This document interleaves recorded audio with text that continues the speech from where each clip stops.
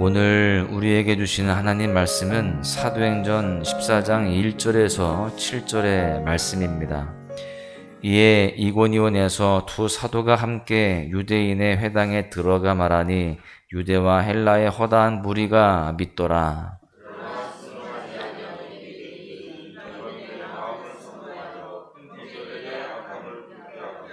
두 사도가 오래 있어 주를 힘입어 담대히 말하니 주께서 그들의 손으로 표적과 기사를 행하게 하여 주사 자기 은혜의 말씀을 증언하시니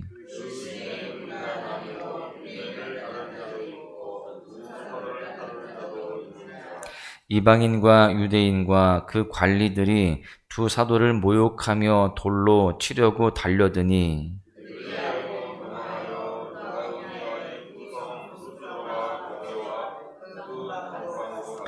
거기서 복음을 전하니라. 아멘.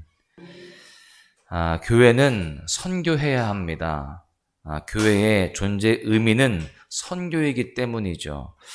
그래서 지금까지 교회는 선교해 왔고 앞으로도 계속 선교해야만 합니다. 여러분, 특별히 우리 한국교회를 보시면 세계 선교의 열매의 절정이다라고 말할 수 있을 겁니다. 하나님께서 영국, 미국, 캐나다, 호주에서 수많은 선교사님들을 들어서 이 조선 땅에 보내주셨기 때문에 지금의 한국교회가 존재할 수 있었다라는 것입니다. 이 선교에 대해서 우리가 함께 말씀을 살펴보다 보면 고장난명이라는 사자성어가 떠오릅니다. 손바닥이 마주쳐야 박수 소리가 나는 것처럼 선교에는 두 가지의 손이 필요하다라고 하는 것이죠. 먼저는 우리의 선교라고 하는 한쪽 손과 하나님의 선교라고 하는 한쪽 손이 필요한 것입니다. 이 두 손이 마주쳐서 손뼉을 칠 때 선교라고 하는 놀라운 역사와 또한 열매가 맺혀지게 되는 것입니다. 우리는 지금 계속해서 바울과 바나바의 1차 선교 여행을 보고 있는데요. 우리는 오늘 본문을 통해서 우리의 선교가 무엇인지 또 하나님의 선교가 무엇인지를 살펴볼 수가 있습니다.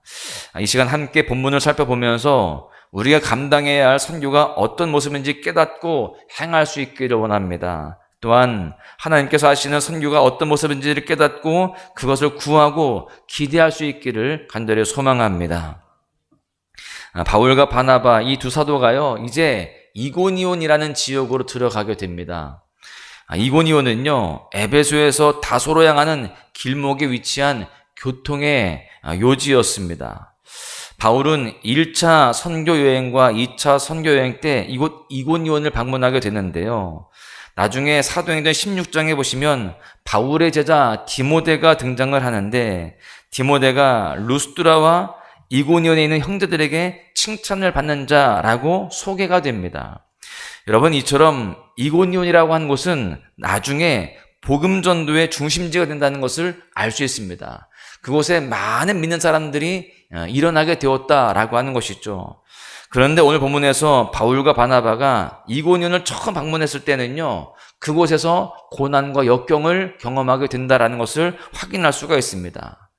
이 두 사람이 유대인의 회당에 들어가서 복음을 전할 때에 물론 유대와 헬라의 허다한 무리가 믿기는 했지만 비시디아 안디옥으로부터 쫓아온 유대인들이 사람들을 선동해서 두 사람에게 악감정을 품도록 만들었다라고 합니다. 악감정을 품게 만들었다는 것은 가만히 생각을 해보면 굉장히 강력한 방해가 아닐 수 없습니다. 사실 우리도요, 감정이 상하면 상대방의 말이 들리지 않습니다. 그런 일이 없어야 되겠지만 목사에게 감정이 상하면 목사의 설교의 말씀이 들리지 않습니다. 섭섭한 일이 있고 또 여러 가지 불신한 일들이 생기면 아무리 목사가 설교를 잘해도 그 설교가 은혜롭게 들리지 않는 거예요. 말은 잘이야, 이렇게 생각을 하게 되는 것이죠. 여러분, 이렇게 우리의 감정은 굉장히 중요한 부분입니다. 그래서 우리는 교회에 올 때 또 일상을 살아갈 때 우리의 감정이 요동치지 않도록 또 상하여 넘어지지 않도록 늘 조심해야 되는 것입니다. 3절 상반절에 보십시오. 두 사도가 오래 있어 주를 힘입어 담대히 말하니 유대인들이 사람들을 선동해서 이 두 사도에 대해서 악감정을 품게 만들었음에도 불구하고 바울과 바나바의 반응이 어떠한지를 보니까 등을 돌리지 않습니다. 똑같이 악감정을 품고 서로 그렇게 불편하게 대하지 않습니다. 감정이 상했으니 이제 다시 얼굴 보지 말자 하면서 떠나는 것이 아니라 도리어 오래 머물렀고요. 또 낙심하지 않고 담대히 복음을 전했다라고 하는 겁니다. 우리는 바울과 바나바의 이 이고니온의 선교사 활동을 통해서 우리의 선교가 어떠한 모습이 되어야 하는지를 알 수 있습니다. 첫 번째는요, 오래 있음입니다. 오래 있어야 된다는 것인데 이것은 오래 참음이라고 바꿔도 좋겠다라는 생각이 듭니다. 여러분, 그렇습니다. 바울과 바나바는 오래 참았던 것입니다. 그리고 오래 머물렀습니다. 아마도 감정을 풀기 위한 노력도 그 사이에 많이 했을 거예요.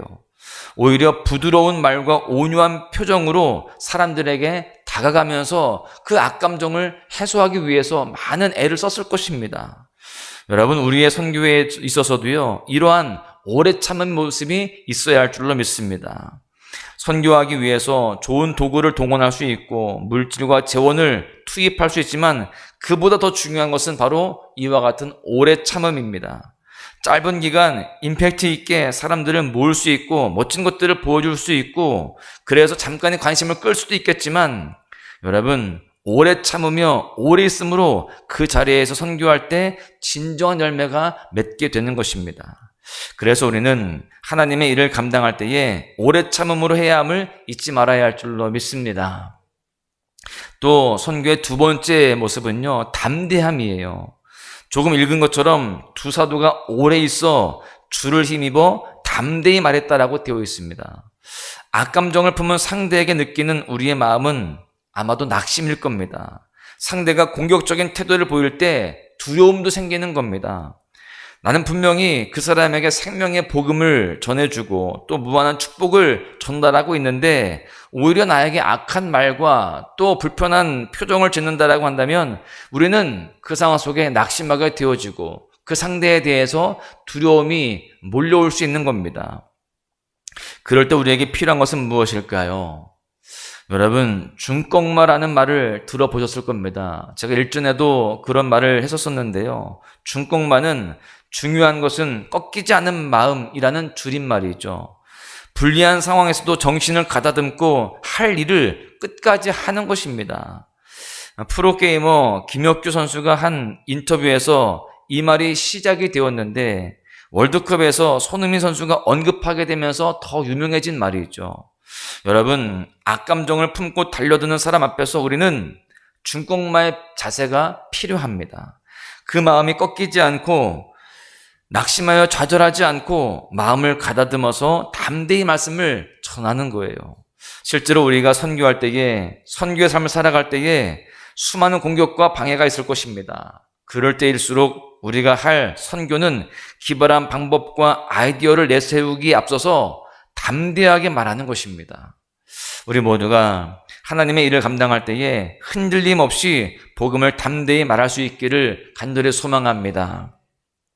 지금까지 우리는요, 선교의 한쪽인 우리의 선교에 대해서 생각을 해보았습니다. 이제 나머지 한쪽인 하나님의 선교에 대해서 생각을 해보고자 하는데요. 3절 말씀을 다시 보십시오. 두 사도가 오래 있어 주를 힘입어 담대히 말하니 주께서 그들의 손으로 표적과 기사를 행하게 하여 주사 자기 은혜의 말씀을 증언하시니. 바울과 바나바 이 두 사도가 오래 있어 담대히 말씀을 전했습니다. 그러자 하나님께서 놀랍게 역사하시기 시작하시는 거예요. 어떻게 하나님께서 역사하셨는가를 보니까 표적과 기사가 나타났다는 것입니다. 여러분, 표적과 기사의 영역은 우리의 영역이 아닙니다. 말 그대로 표적과 기사이기 때문이죠. 사람이 할 수 있는 종류의 것이 아니었습니다. 오직 하나님만이 하실 수 있는 하나님의 영역이다라고 하는 겁니다. 우리는 선교 현장에서 일어나는 표적과 기사에 대해서 성경을 통해서 또한 이 시대의 선교의 이야기들을 통해서 이미 많이 들어서 알고 있을 것입니다. 하나님은 분명히 살아계셔서 역사하시는 분이십니다. 하나님은 살아계실 뿐만이 아니라 역사하세요. 지금도 일하시고 계시는 줄로 믿습니다. 더 놀라운 것은 이것을 하나님의 사람들의 손을 통해서 우리의 손을 통해서 하신다라고 하는 겁니다. 방금 읽은 3절에도요, 주께서 그들의 손으로 이렇게 말씀하고 있어요. 하나님의 표적과 기사가 나타났는데 바로 바울과 바나바의 손을 통해서 나타났다라고 하는 겁니다. 그런데 또 하나 중요한 것은요, 그 표적과 기사가 무엇을 위해 나타났는가입니다. 무엇을 위해 나타났을까요? 왜 하나님께서 이 두 사도의 손으로 표적과 기사를 허락하셨을까요? 3절 보시면 자기 은혜의 말씀을 증언하시니, 자기 은혜의 말씀을 증언하려 하심입니다. 즉 하나님의 은혜의 말씀을 전하시기 위함이었어요. 하나님께서 행하시는 선교의 핵심은 결국 은혜의 말씀인 줄로 믿습니다. 그래서 하나님은 하나님의 말씀이 전해지고 드러나는 역사를 행하십니다. 우리의 말이 아니라 하나님의 말씀이죠. 그러기에 우리는 선교하면서 하나님의 말씀이 전해지고 드러나고 믿어진 역사를 구하고 기대하면서 그 선교의 삶을 살아가야 할 줄로 믿습니다. 여러분, 우리는 복음을 전할 때에 하나님의 표적과 기사를 구해야 합니다. 하나님의 일하심이 드러나는 것은 영광스러운 일이기 때문이에요. 그런데 더욱 중요한 것은 그 표적과 기사를 통해서 하나님의 말씀의 역사가 일어나도록 구해야 됩니다. 그 말씀에 증거되고 그 말씀에 믿어진 역사가 있어야 되는 것이죠. 이렇게 우리의 선교 속에 하나님의 선교를 구하며 기도하며 또 기대할 때에 반드시 하나님께서 일하실 줄로 믿습니다. 그 가운데에 풍성한 복음의 열매가 맺어질 줄로 믿습니다. 말씀을 맺겠는데요, 우리의 선교, 하나님의 선교라고 하는 이 두 손바닥이 만나서 손뼉을 칠 때에 놀라운 선교 역사가 성취되는 줄로 믿습니다. 그렇게 되기까지 보다 더 오래 머물러주며 참아주고 그 선교의 자리를 지켜야 할 줄로 믿습니다.